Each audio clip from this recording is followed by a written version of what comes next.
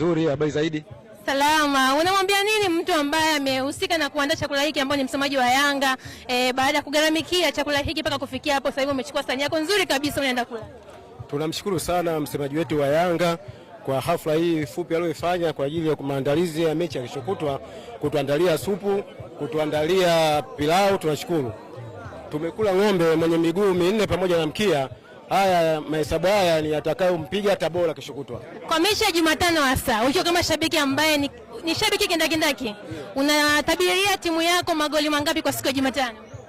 Ukweli ni kwamba tuna hasira sana na Tabora ilipotufunga pale Dar es Salaam bao 3-1. Kwa hiyo tumejipanga vizuri ili kulipa kisasi ili turudishe heshima yetu kwa timu yetu ya Yanga. Kwa timu ya Yanga unavyoiona inavyoenda, unaweza kama Yanga wewe? Siwezi kuhama Yanga kwa sababu nimezaliwa kwa ajili ya Yanga na nitakufa kwa ajili ya Yanga. Asante.